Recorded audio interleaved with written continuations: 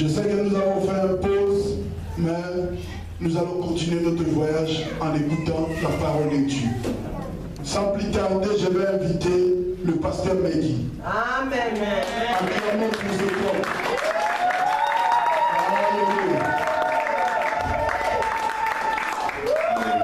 Amen.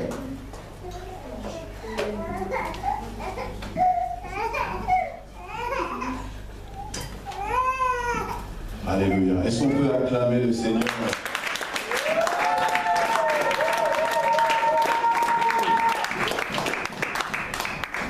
Amen.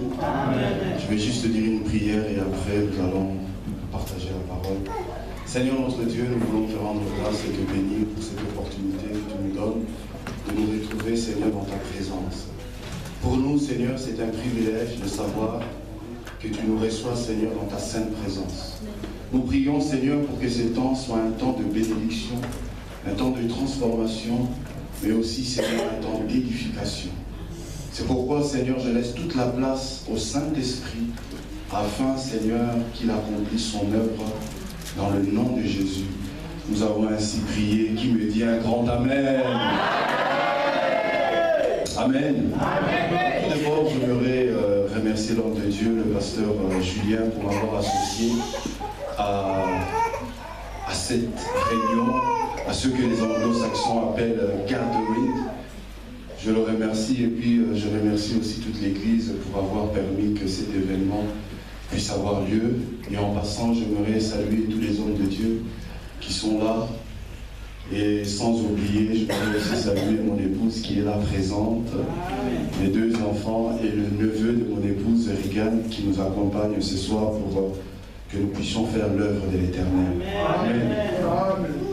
Alors, je vous parlerai comme un enseignant, quoique je sens qu'il y a une onction prophétique. Tout à l'heure, lorsque nous sommes arrivés, vous avez vu notre sœur, la servante de Dieu, prophétiser. Et je me disais, effectivement, nous sommes dans une rencontre des prophètes. Amen. Nous sommes dans une garnison de prophètes. Amen. Amen. C'est pourquoi vraiment laissons-nous conduire par l'Esprit et que Dieu puisse accomplir véritablement sa parole. Amen. Amen. Alors nous allons prendre nos Bibles dans le livre de Matthieu. Tout à l'heure, le pasteur Willy, il avait pris un passage qui est analogue au passage que je vais prendre. Il avait pris le passage de Marc chapitre 15, mais moi j'aimerais utiliser le passage de Matthieu, parce que je trouve que Matthieu, il est assez explicite dans ce qu'il dit. Nous sommes dans le livre de Matthieu, évangile selon Matthieu. Nous sommes au verset 15, et je vous annonce que tout à l'heure, pendant tout au long de cette intervention, nous lirons beaucoup de passages bibliques. Qui me dit Amen? Amen. Peut-être cette semaine, tu n'as pas eu le temps de lire la Bible, et j'aimerais que tu puisses te rattraper au travers de la lecture que nous allons faire ce soir. Alors nous sommes dans Matthieu chapitre 24, le verset 15 dit: c'est pourquoi lorsque vous verrez l'abomination de la désolation dont a parlé le prophète Daniel, établi en lieu saint, que celui qui lise fasse attention. Alors ceux qui seront en Judée fuissent dans les montagnes, et que celui qui sera sur le toit ne descende pas pour prendre ce qui est dans sa maison. Et que celui qui sera dans le champ ne retourne pas en arrière pour prendre son manteau. Malheur aux femmes qui seront enceintes et celles qui allaiteront en ce jour-là. Priez pour que votre fuite n'arrive pas en hiver, ni un jour de sabbat, car alors la détresse sera si grande qu'il n'y en a point eu de pareil depuis le commencement du monde jusqu'à présent et qu'il n'y en aura jamais. Amen. Amen. Alors le thème que j'aimerais développer, le sous-thème, vous savez, le grand thème que l'homme de Dieu a mis sur les flyers, c'est que celui qui lise fasse attention. Et moi j'aimerais remonter un peu plus haut, là où le Seigneur dit à ses disciples, parce que le Seigneur parle aux disciples, là où il leur dit que lorsque vous verrez l'abomination établie dans le lieu saint. Et le sous-thème que j'aimerais développer, c'est l'abomination établie dans le lieu saint. L'abomination établie dans le lieu saint. Je bénis le Seigneur parce que nous sommes en train de parler de la prophétie biblique. Nous ne sommes pas en train de parler des hommes qui reçoivent des paroles d'inspiration, la prophétie qu'on peut donner. Mais nous sommes en train de parler de la prophétie biblique. La prophétie biblique, bien aimé, nous parle des événements à venir. Nous parle des choses qui doivent s'accomplir dans le temps. C'est pourquoi il est important pour nous de faire attention à ce que la prophétie nous dit. Parce que l'apôtre Pierre dit dans son épître que la prophétie est une lampe qui brille dans les ténèbres. Là où il y a les ténèbres, là où il y a la confusion, eh bien la prophétie vient pour apporter la lumière. En d'autres termes, la prophétie vient pour apporter la révélation et la connaissance.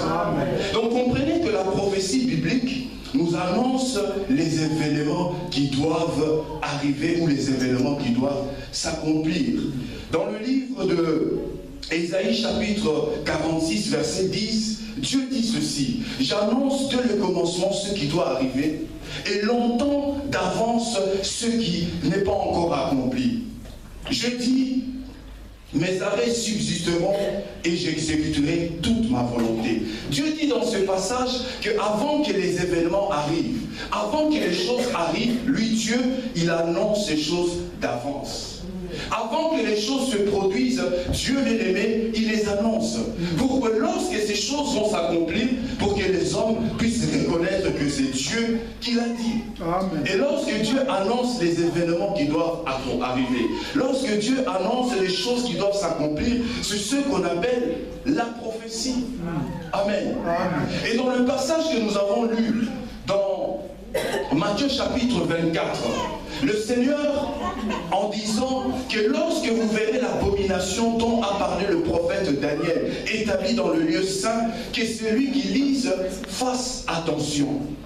Ici, le Seigneur est en train de parler d'une prophétie.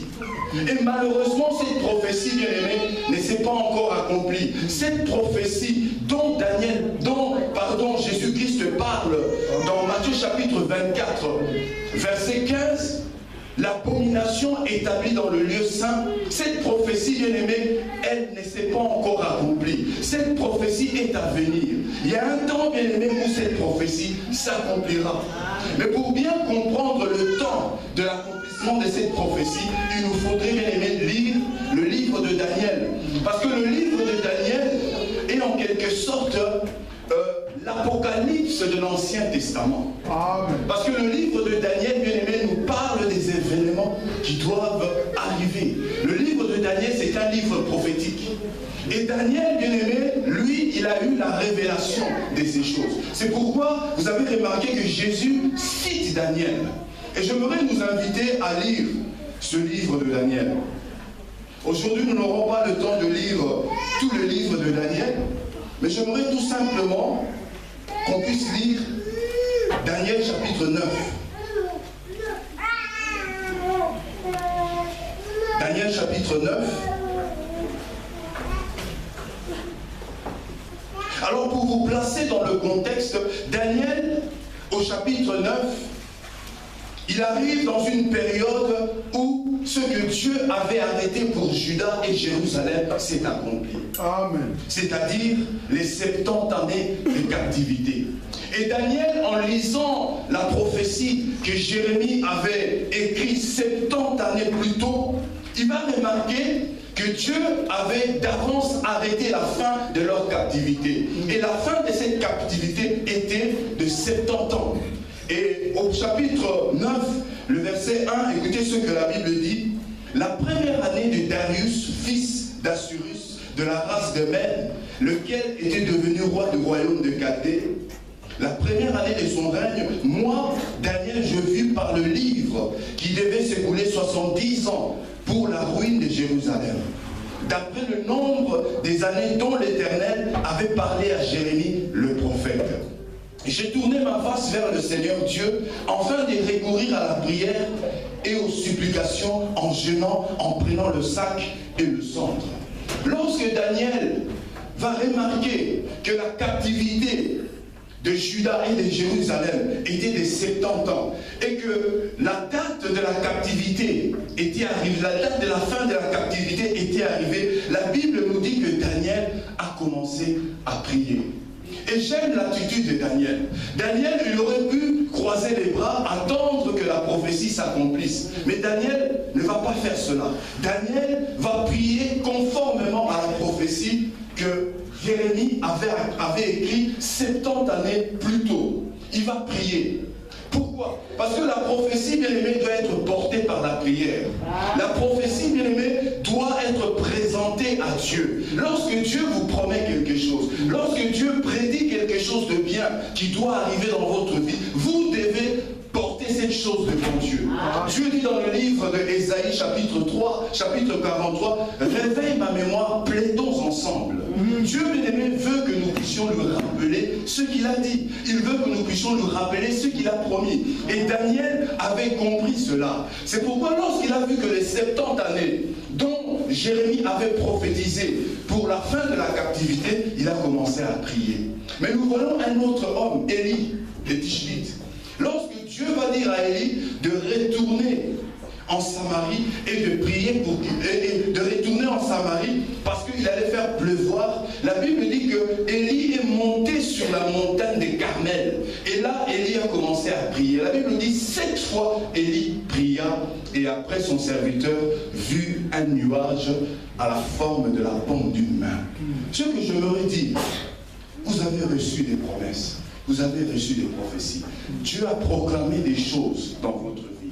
Vous trouvez dans la Bible des prophéties vous concernant, des promesses vous concernant. J'aimerais t'inviter, bien-aimé, à ce que tu prennes le temps de prier pour ces prophéties, de prier pour ces promesses, de rappeler à Dieu ce qu'il a dit, de rappeler à Dieu ce qu'il a promis. C'est ce que fit Daniel. Il a dit à Dieu, Seigneur, non, nous avons péché, j'ai péché, ton peuple a péché. Et j'aime la Bible. Alors que Daniel était en train de prier, alors que Daniel était en train de confesser le péché de son peuple et son propre péché, écoutez ce que la Bible dit. Dans Daniel chapitre 9 verset 21, la Bible dit que Daniel va expérimenter une apparition angélique. C'est Gabriel lui-même qui va lui apparaître. Écoutez ce que la Bible dit. C'est Daniel qui parle. Il dit, j'ai prié encore dans ma prière quand l'homme Gabriel, que j'avais vu précédemment dans une vision, s'approcha de moi d'un vol rapide au moment de l'offrande du soir. Le moment de l'offrande du soir ici, c'est le moment où les Juifs prient. Vous savez que les Juifs prient 3 fois par jour. Ils prient le soir, et c'est ce qu'on appelle le moment du soir. Donc Daniel était un homme de la prière. Alors qu'il était en train de prier, il va expérimenter une apparition angélique. Et c'est là, lors de cette apparition angélique, que Daniel va recevoir la révélation du temps de la fin. Amen. Il va recevoir la révélation, bien aimé, du temps de la fin. Comprenez que je ne dis pas la révélation de la fin du monde, parce qu'il y a une différence. Il y a la fin du monde et la fin du temps. Ce que nous expérimentons en ces temps, c'est le temps de la fin. C'est les signes qui marquent le temps de la fin. Mais ce n'est pas encore les signes qui vont marquer la fin du monde. Et Daniel, il va voir cette révélation. On va lui dire que 70 semaines ont été fixées sur son peuple. Je n'ai pas le temps de lire ce passage. Je vous inviterai à lire ce passage dans vos maisons, le 21 jusqu'au le verset 24. Donc Daniel chapitre 9, verset 21 au verset 24, parce que je dois travailler avec le temps. Daniel va recevoir la révélation des fins des temps, de la fin des temps. Et cette révélation va lui venir au travers des 70 semaines. Gabriel va lui dire que 70 semaines ont été fixées sur ton peuple. Amen. Donc, pour faire simple, Daniel, en fait, il va voir la reconstruction du temple. Donc, le deuxième temple sera reconstruit. Vous savez que le deuxième temple a été reconstruit par Néhémie et par Esdras. Vous savez ça, n'est-ce pas? Est-ce que je parle à les lecteurs de la Bible ce soir? Il va voir la reconstruction du deuxième temple. Le premier temple, comme vous le savez, avait été détruit par Nebuchadnezzar. Et Daniel, il va voir la reconstruction du deuxième temple. Et Daniel va même voir la naissance de Jésus-Christ. Et pire encore, Daniel va voir la mort de Jésus-Christ. Et Daniel, dans ces 70 semaines, Daniel va voir l'âge de l'Église. Et prophétiquement parlant, l'Église se situe à la 69e semaine de Daniel. Amen. Comprenez que ces semaines symbolisent des temps.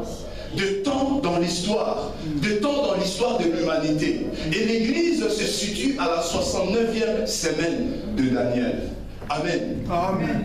Et lorsque Jésus dit, lorsque vous verrez l'abomination dont a parlé le prophète Daniel établi dans le lieu saint, que c'est lui qui lise, fasse attention.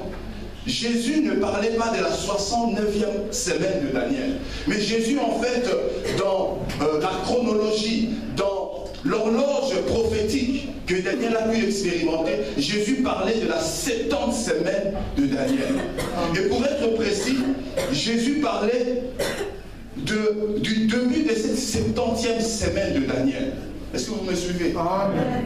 Je suis en train de condenser ces choses-là parce que ce sont des choses, bien aimées, qui demandent du temps pour parler de ça. Amen. Parce que nous sommes en train de parler de la prophétie biblique. Amen. Nous ne sommes pas en train de parler d'une parole d'inspiration que quelqu'un pourrait dire au Kendekoto, au États-Unis, au Robala. Nous sommes en train de parler de la prophétie biblique.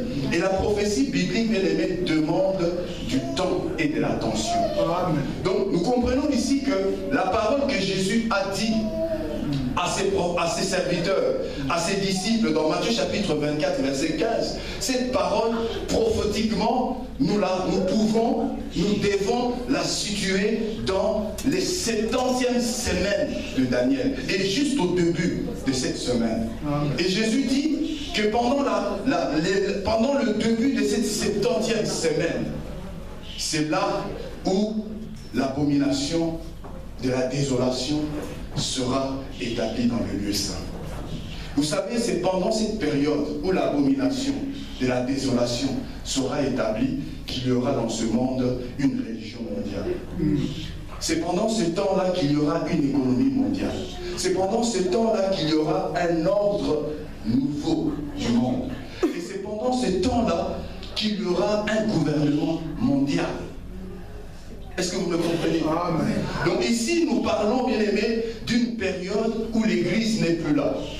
Nous parlons d'une période où l'Antichrist maintenant a émergé et il est en train de dominer sur la nation, sur les nations, j'allais dire. Lorsque nous parlons de l'abomination, de la désolation qui est dans le lieu saint, nous parlons d'une période, bien aimée, où dans le monde, il y aura un dictateur mondial. Et ce dictateur mondial, bien aimé, tenez-vous bien, il viendra de l'Europe. Et pire encore, ce dictateur mondial sera un juif. Amen.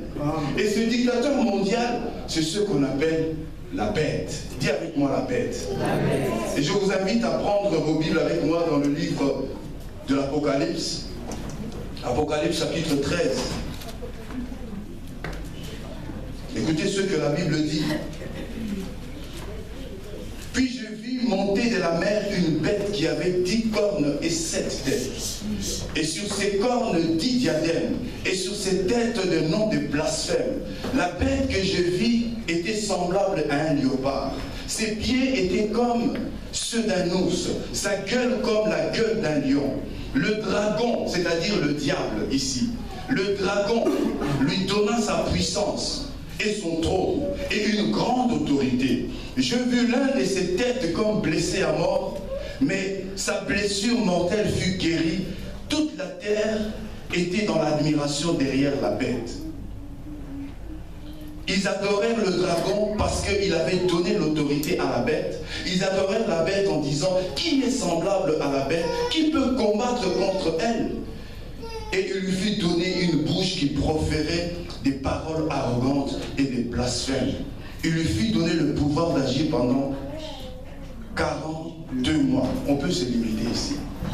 Vous voyez ce passage? La Bible nous parle de la bête. Et cette bête sort de la mer.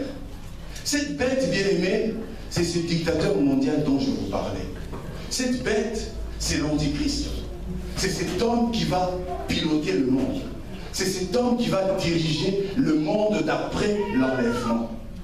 Et faites attention.